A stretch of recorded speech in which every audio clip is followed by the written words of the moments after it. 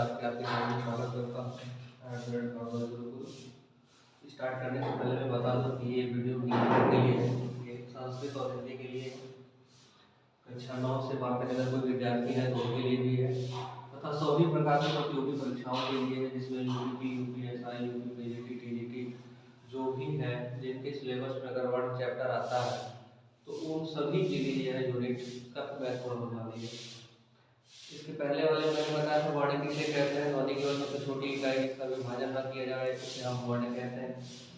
आज हम वर्ण के भेद के बारे में करेंगे, वर्ण को कितने भागों में विभाजित किया गया है उस पर चर्चा करेंगे। जैसे वर्ण के मुख्यतः दो भेद हुए, स्वर और व्यंजन। स्वर और व्यंजन, हाँ, ये प्रश्न में आता है कि वर्ण के कितने अंग होते हैं या वर्ण को कितने भागों में तोड़ा गया, वर्ण के कितने भेद होते हैं, तो हम दो बताते हैं, स्वर और व्यंजन। आते हैं स्वरों की चर्चा करते हैं। तो स्वर को ये जितना भी विभाजन हुआ ये मात्रा के आधार पर हुआ है। तो स्वरों के भेद में आते हैं तो स्वर मुख्यतः तीन रूपों में देखने को मिलते हैं, एक ह्रस्वर, दूसरा दीर्घ स्वर, तीसरा प्लुत।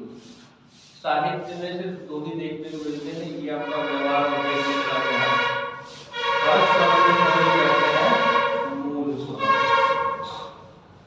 हर स्वर को मूल स्वर के नाम से लिया जाता है, जिसकी कुल संख्या हमारे पास होती है 4। दीर्घ स्वर को हम लोग संयुक्त स्वर के नाम से भी जानते हैं। संयुक्त स्वर को भी अलग अलग होता है, जैसे दो समान मूल स्वर जब मिलकर के एक दीर्घ का निर्माण करते हैं तो उसे हम लोग कहते हैं सजाती संयुक्त दीर्घ स्वर। क्या कहते हैं? सजाती संयुक्त दीर्घ स्वर। और जब कभी दो असमान मूल स्वर मिलकर किसी तीसरे का निर्माण करते हैं या तीसरे दीर्घ स्वर का निर्माण करते हैं तो उसे हम लोग कहते हैं विजातीय संयुक्त दीर्घ स्वर। अब प्लुत क्या है? मैंने बताया दो साहित्य में आपको मिल जाते हैं, ये व्यवहार और वेद में मिलता है। जैसे किसी भी संहिता या मंत्र को उच्चारण करने से पहले जो ओम होता है, जो ओम होता है इसका उच्चारण, जैसे अब ये नहीं दिख रहा हो, यहाँ इसको कलर करते हैं ओम,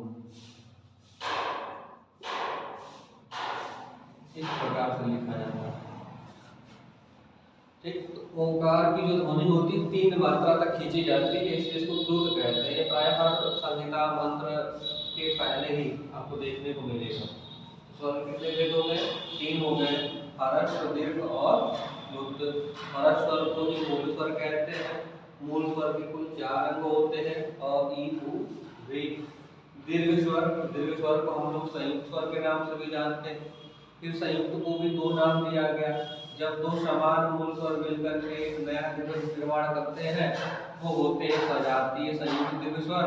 और जब 2 असमान मूल स्वर मिलकर के किसी तीसरे का निर्माण करते हैं वो कहलाते हैं विजातीय संयुक्त दीर्घ स्वर।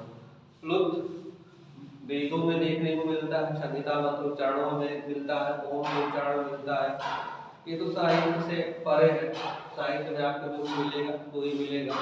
वेद और व्यवहार में मिलते हैं। व्यवहार से कोई दूर खराब हो, राम राम चिल्लाते तो आकार की जो ध्वनि खींच कर जाती है तो वो वहां पर देखने को मिलता है प्लुत स्वर।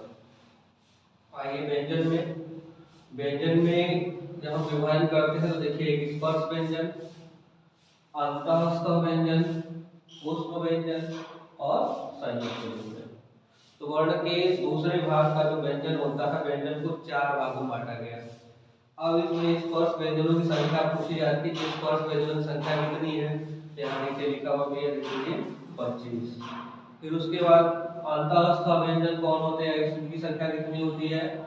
4। ऊष्म व्यंजनों की संख्या कितनी होती है? तो 4। संयुक्त व्यंजन कितने होते हैं? तो मूलतः 3 होते हैं, एक और आप जुड़ गया तो मिला के 4 जाते हैं, मूलतः 3 दिखाते हैं। अब कौन से व्यंजन किसके अंतर्गत आते हैं आपको तो पढ़ा होगा, कौन से क्या तक।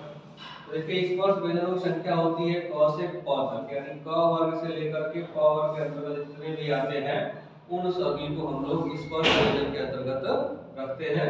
इन शॉर्ट इसको याद करने के लिए हमने बताया कब, पहला होता है ना चाय कप, कब स्पर्श करके किया जाता है तो उसको हम कहते हैं स्पर्श व्यंजन।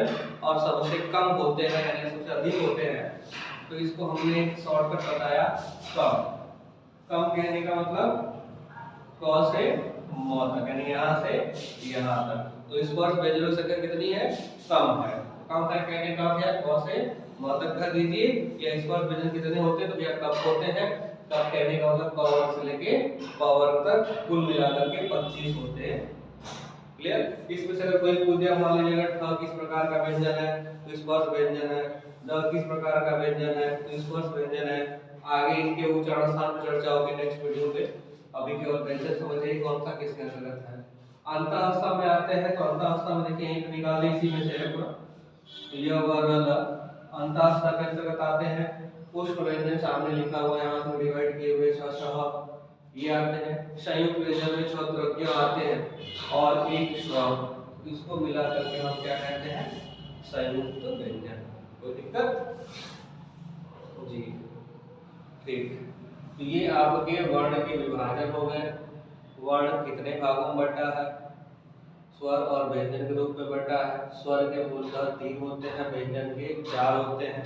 कौन से स्वर क्या कहलाते हैं? ह्रस्व स्वर को हम लोग मूल स्वर भी कहते हैं, हिंदी में लघु भी कहते हैं।